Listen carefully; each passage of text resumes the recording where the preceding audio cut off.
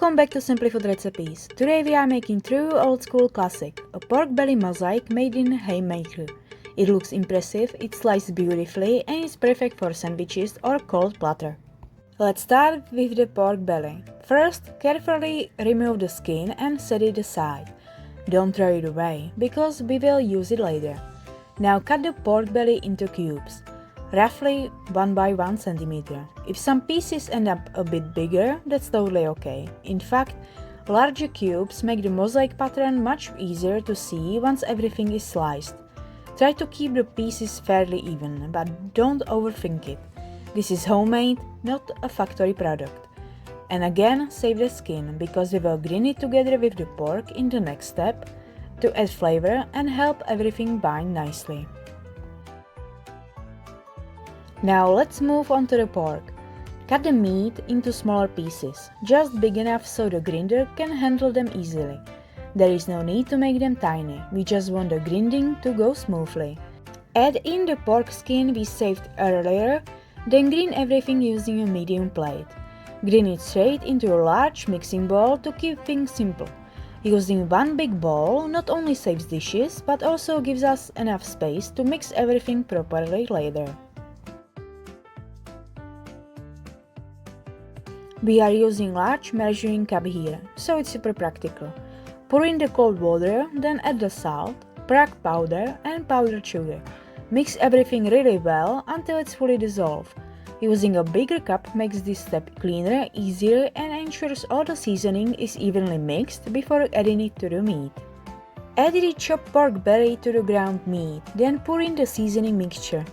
Try to spread it around instead of adding it all in one spot, so everything starts combining evenly. Now comes a very important step, mixing. At first everything looks separate. Mix for at least 15 minutes and don't rush it. In the end, you want one sticky mixture. That's exactly what we need. If you like garlic, now is the time to add it. Sprinkle in the garlic powder and keep mixing so it spreads evenly through the meat. Garlic is optional, but it adds a really nice flavor, especially after everything is cooked, chilled and sliced. Start filling the haymaker with the mixture. Add it in batches and press it down really well each time. The goal here is to remove as much air as possible. Use a spoon or your hand to really push it into the corners and edges if you have them. Take your time here. The tighter it's packed, the better it will hold together and the cleaner the slices will be later. Once the haymaker is filled, start closing it and make sure everything's lined up properly. This part can take a minute, so don't rush it. Press it down, adjust it if needed and make sure it's fully sealed. When it's finally closed and secure, place it in the fridge and let it chill for 24 hours. This resting time helps everything firm up and bind together before cooking. The next day, place the haymaker into a deep pot and add water.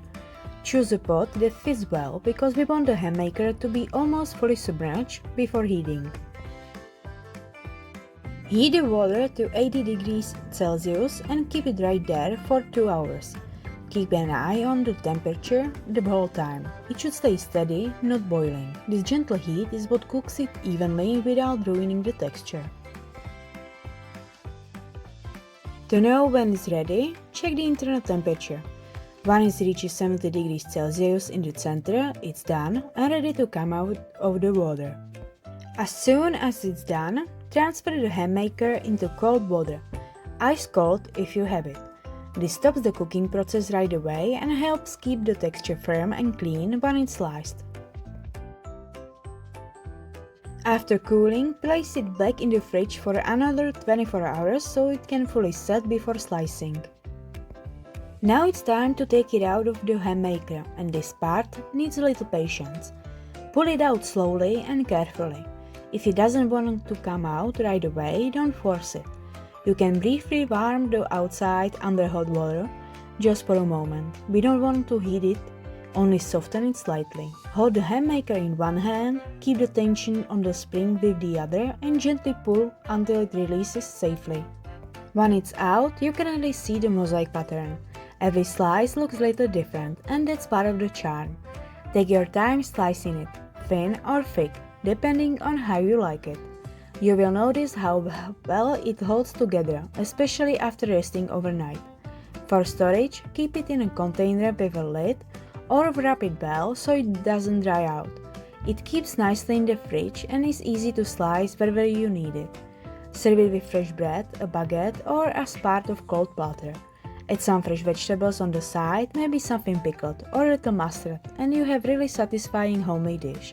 On the screen you will see the full ingredients list, so you can pause the video and save it for later.